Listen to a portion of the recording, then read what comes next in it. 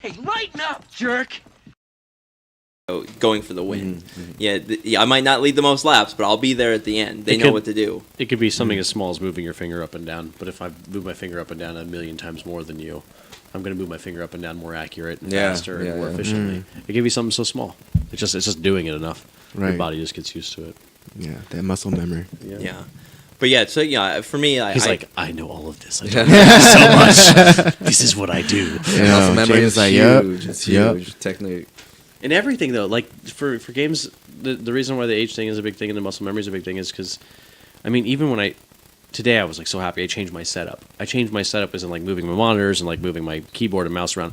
That makes a big difference for me because it's getting me to a position where I'm comfortable and I can actually stay put for a while. Where my hand's now gonna moving left or right. I know how far I'm gonna move without even knowing it. It's just the muscle memory. My body knows what to do and it's more comfortable.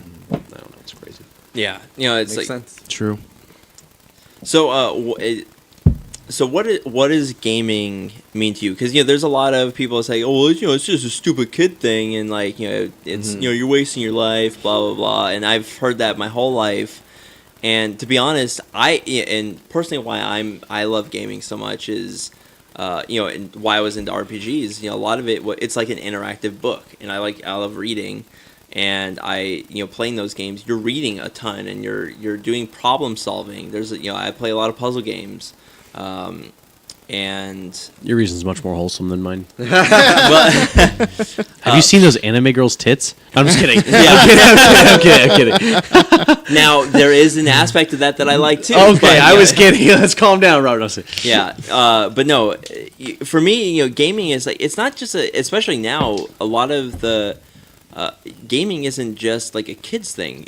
There's a lot of like really deep storylines. There's a lot of critical thinking involved. There's a lot of good stuff that's involved. It's good for people, and They just did a stat, or a demographic or a stat or whatever, like a whole report on it. Most gamers, I think it's something like 60% or 62 or 61% of the gamers are 21 and older, 22 and older. right. I've heard It was our generation. I In can fact, a believe lot that. of the current generation isn't even gaming anymore. A lot of the very young kids, like the kids that are, extremely young maybe, but I think that the numbers were like 6 to 14, that the amount of people that have gamed, so when the first Xbox came out versus when the most recent Xbox came out, the sales were higher, but the amount of kids that bought it versus the amount of adults that bought it were less. Yeah. The amount of adults buying it for their kids were less. It was people buying it, For in their themselves, 20s. yeah. For themselves. Right. And the reason for that is honestly, I don't know.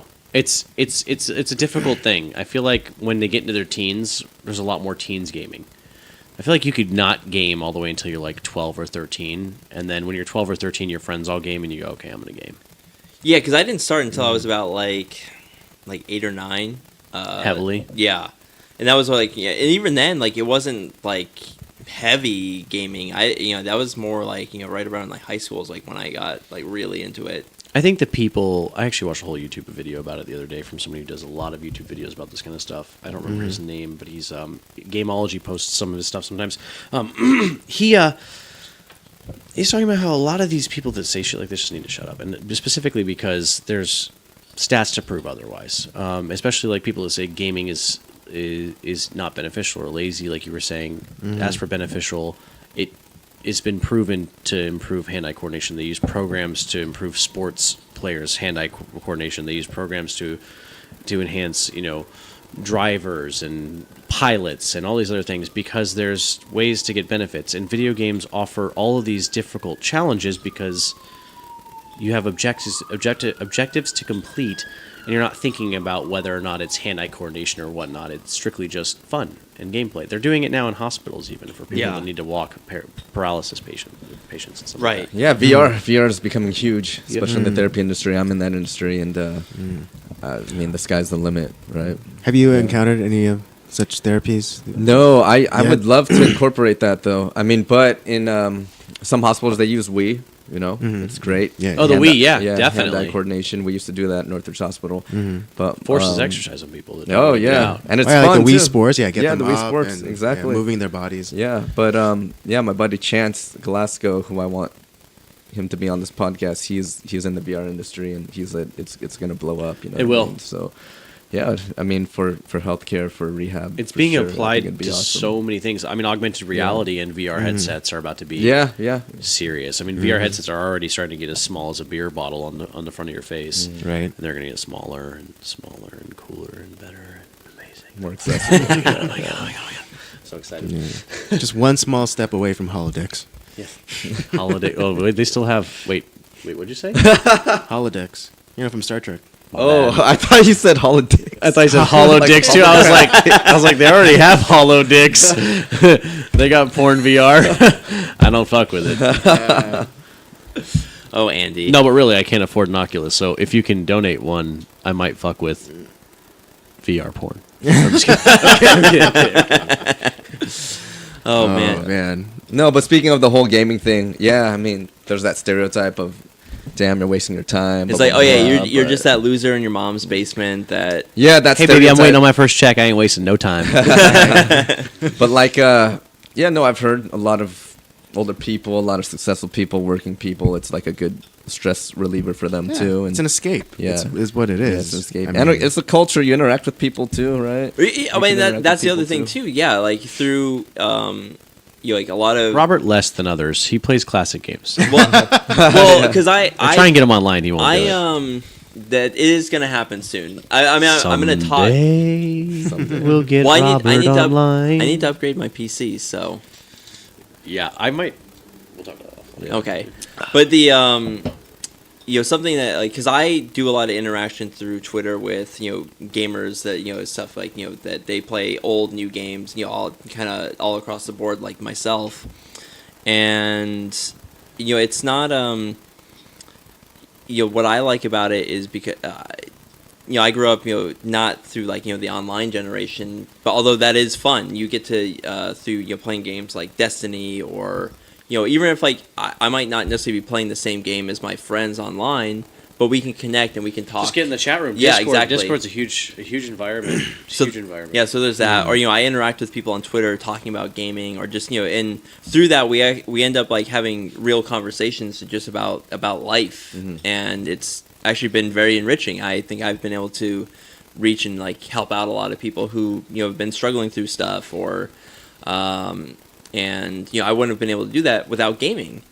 And same thing with here. We all and with a lot of the games that I play, I'm a couch co-op kind of guy. Like it's you and your friend sitting on a couch together playing a game and just kind of fucking around and having fun, and you end up kind of coordinate. If it's a co-op game, you're coordinating with each other, and you have to like, hey, all right, you go over here, you do this, and you kind of you end up building a camaraderie through that. Or if it's even if I'm not playing the same game as my friend, but we're in the same room, we end up having a week ago I was out with my friend and we were doing that. He was playing one game, I was playing another, but then we end up having a really deep conversation about life. And Yeah. I really think that the gaming community is not just some yokel in his mom's basement, stroking it. I mean, there are a few people Plenty like of those. that. Plenty of those. Plenty of those. Plenty of But- those. Y'all need to like fuck off. Yeah. Stop But giving us not all. Stop giving us bad juju. but I think there's a lot of like really there's a lot of positivity in gaming, and sure, like anything doing anything too much, like sitting, Exactly. I'm not sitting playing games 12 hours a day every day. I mean, there are those occasional like binges where like it's what, I don't have anything to do for a couple days. Fuck But it, it I'm really gonna- is, honestly, back to what you were saying specifically when it comes to this and what you're going on right now with is it's that outlet when you've done so much, you've had so much going on. A lot of people deal with people already too much throughout the day. At the bar, when I'm not at the bar, it's constant interaction sure, with yeah. people. Fuck So yeah. when I get home, interacting with people online is not as big of a deal. And even if I'm not playing something online like what you're doing, it's more of just getting out of that headspace and actually getting to relax. I mean, if anybody here listening to this takes one moment out of their day and thinks about the conversations they've had, how many of your conversations were not about your relationship situation, women, finances, work, something that's going to increase your stress level. How many of those conversations? Yeah. 90% of your conversations are about that. Like you're talking about with Twitter and other chat services. Like say Andy's online in Discord one day, and I'm like, oh hey Andy, how you doing? I can go sit and pop in his chat room and go, oh, what's up with your life? What's new? Blah blah blah blah blah. And it's not this pressure of I've got to sit and talk to somebody and be face to face, and we got to get food, and we got to do this, and we got to do that. It's really just a conversation about what the fuck's going on. Yeah. You never get that. You never get the conversation where you're talking about your hobby, which is your game. I'm sure if you're asking how to do Turbo Tunnel, you're going to have a hell of a lot more enjoyable conversation than when you go to work and, Fred next to you says, oh, how's Nancy at home? Yeah. Or talk about TPS reports. Exactly. Like, what the fuck?